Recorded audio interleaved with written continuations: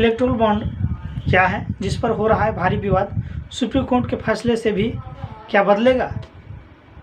2018 में electoral bond लाते समय मोदी सरकार का कहना था कि इससे सियासी दलों में पैसे जुटाने के संदेहास्पद और तौर तरीके में सुधार लाया जा सकता था, लेकिन भारत के मुख्य न्यायाधीश DY चंद्रचूड़ ने नेतृत्व वाली सुप्रीम कोर्ट की 5 न्यायाधीश एक संविधान पीठ इलेक्टोरल बॉन्ड का चुनावी बॉन्ड योजना की कानून वैधता से जुड़े मामले की सुनवाई कर रही थी।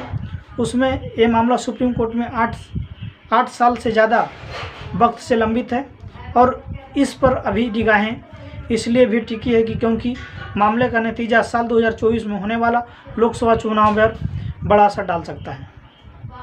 इस मामले पर सुनवाई शुरू होने के एक दिन पहले 30 अक्टूबर को भारत के अटॉर्नी जनरल R वेंकटरमन ने इस योजना का समर्थन करते हुए सुप्रीम कोर्ट से कहा कि ये योजना राजनीतिक दलों को दिए जाने वाले चंदों के साफ धन के इस्तेमाल को बढ़ावा देती है। साथ ही अटॉर्नी जनरल के शीर्ष अदालत के सामने तर्क दिया कि नागरिकों की उचित प्रतिबंधों के अधीन हुए बिना कुछ भी और सब कुछ जानने का समान अधिकार नहीं हो सकता है। इस बात पर संदर्भ उस तर्क से जुड़ा हुआ जिसके तहत ये मांगा जा रहा है कि राजनीतिक पार्टियों को ये जानकारी सार्वजनिक करनी चाहिए इन्हें कितना धन चंदे के रूप में किससे मिला है। गुमनाम वचन पत्र। विपक्षी दल इलेक्टोरल बॉन्ड का विरोध करते हुए कहा कि इलेक्टोरल बॉन्ड राजनीतिक दलों को चंदा देने का एक वित्तीय जरिया है।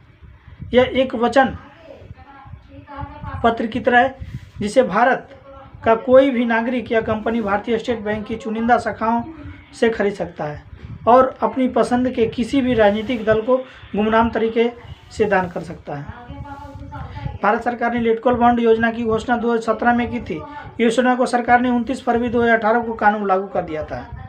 इस योजना के तहत भारतीय स्टेट बैंक राजनीतिक दलों को धन देने के लिए बॉन्ड जारी कर सकता है। इन्हें ऐसा कोई भी दाता खरीद सकता है जिसके पास एक ऐसा बैंक खाता है जिसकी KYC की जानकारियाँ उपलब्ध है। इलेक्टोरल बॉन्ड का भुगतानकर्ता का नाम नहीं होता है। योजना के तहत भारतीय स्टेट बैंक की निर्दिष्ट शाखाओं से 1000 रुपये से 10,000 रुपये और 1 लाख रुपये से 10 लाख रुपये और 1 करोड़ रुपये से किसी भी मूल्य के इलेक्टोरल बॉन्ड खरीदे जा सकते हैं।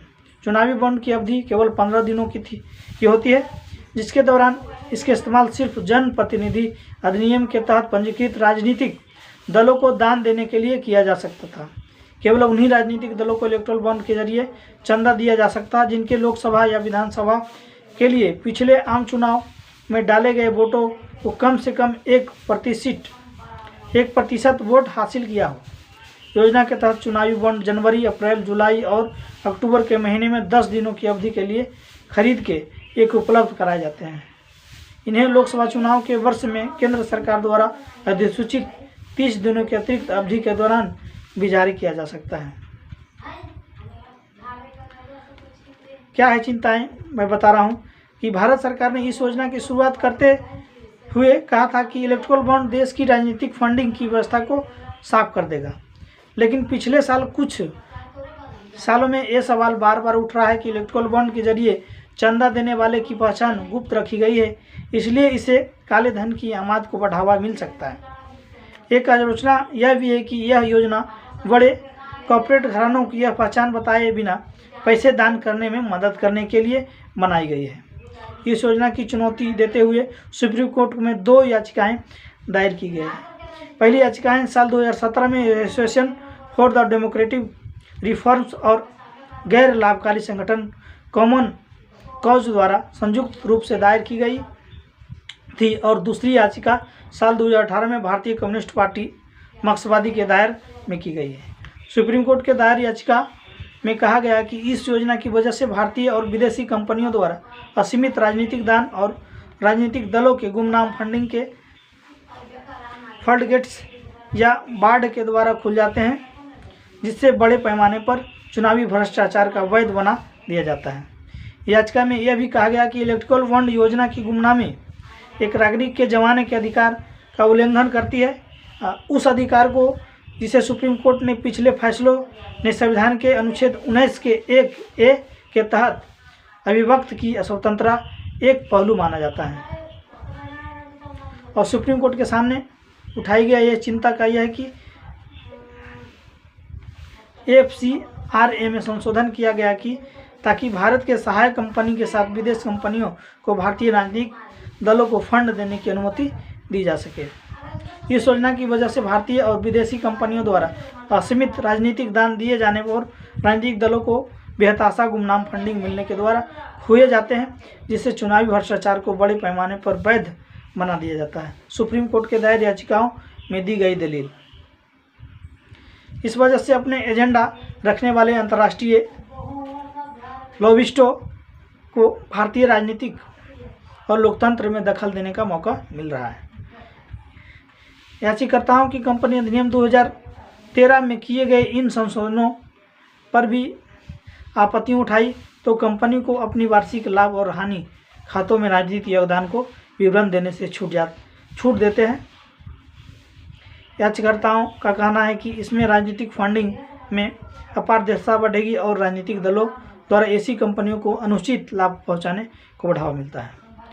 इलेक्ट्रल बॉन्ड है जो योजना को बजट में डाल दिया जाता गया है, और चूंकि बजट एक मनी बिल होता है जो राज्यसभा उसमें कोई फेरबदल नहीं कर सकता है। ये बात भी बार बार उठाई गई है कि चूंकि राज्यसभा में सरकार के पास बहुमत नहीं था तो इस विषय को मनी बिल में डाल दिया ताकि उसे आसानी से पारित करवाया जा सके। तो क्या इलेक्ट्रल बॉन्ड को मनी बिल के तहत पारित किया गया जा सकता है? यह कानूनी सवाल और सुप्रीम कोर्ट की संविधान पीठ फिलहाल विचार नहीं करेगी, क्योंकि अब किसी विधेयक को धन विधेयक नामित किया जा सकता है। इस बात पर 7 न्यायाधीश की संविधान पीठ पहले से ही विचार कर रही है। किसे कितना फायदा है मैं बता रहा हूँ।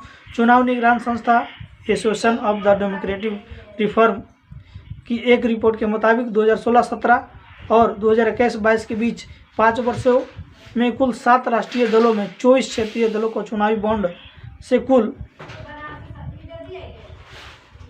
9,188 करोड़ रुपये मिले। इस 9,188 करोड़ रुपये में से अकेले भारतीय जनता पार्टी की हिस्सेदारी लगभग 5,272 करोड़ रुपये थी। यानी कुल इलेक्ट्रल बॉन्ड के जरिए दिए गए चंदे को करीब 58% बीजेपी को मिला। इसी अवधि में कांग्रेस को इलेक्ट्रल बॉन्ड से करीब 952 करोड़ रुपये मिले, जबकि तृणमूल कांग्रेस को 767 करोड़ रुपये मिले। ADR की रिपोर्ट के मुताबिक वित्त वर्ष 2017-18 को वित्त वर्ष 2021-22 के बीच राष्ट्रीय पार्टियों को इलेक्ट्रल बॉन्ड के जरिए मिलने वाले चंदे में 743% की बढ़ोतरी हुई। वहीं दूसरी तरफ इसकी अवधि में राष्ट्रीय पार्टियों को मिलने वाले कॉर्पोरेट चंदा केवल 48% बढ़ा। ADR के अपने विश्लेषण में पाया गया कि इन 5 वर्षों में से वर्ष 2019-20 जो लोकसभा चुनाव का वर्ष था, सबसे ज़्यादा 3,439 करोड़ रुपये का चंदा इलेक्ट्रल बॉन्ड के जरिए आया। इसी तरह वर्ष 2021-22 में, जिसमें 11 विधानसभा चुनाव हुए, और राजनीतिक पार्टियों को इलेक्ट्रल बॉन्ड के जरिए करीब 2,664 करोड़ रुपये का चंदा मिला।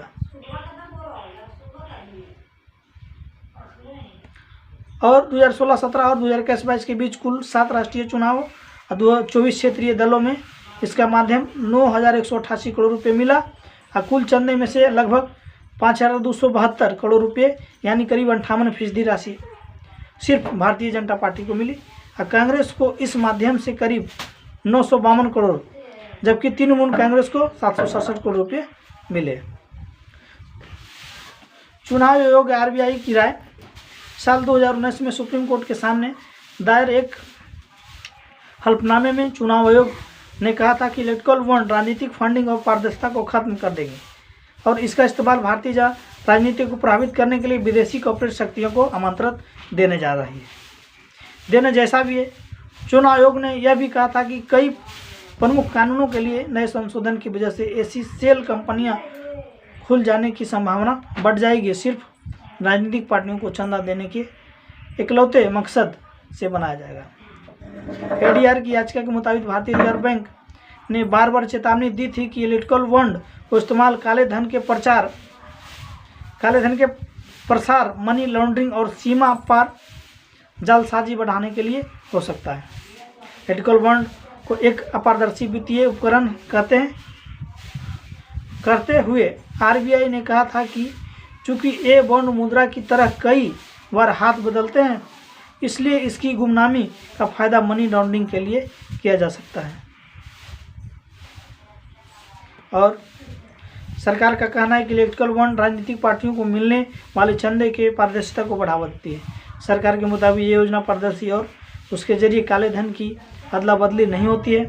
केंद्र सरकार ने सुप्रीम कोर्ट को कई मौके पर बताया कि धन प्राप्त करने का तरीका बिल्कुल पारदर्शी है और इसके जरिए किसी भी काले या बेहिसाब धन को हासिल करना संभव नहीं है।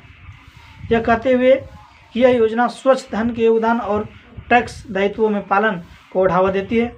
अटॉर्नी जनरल का और वेंकटरमन ने कहा कि इस मसले को सार्वजनिक और संसदीय बहस के दायरे में छोड़ दिया जाना चाहिए। इलेक्ट्रिकल बॉन्ड की मैं संपूर्ण जानकारी के लिए देशवासियों को जय हिंद, जय भारत।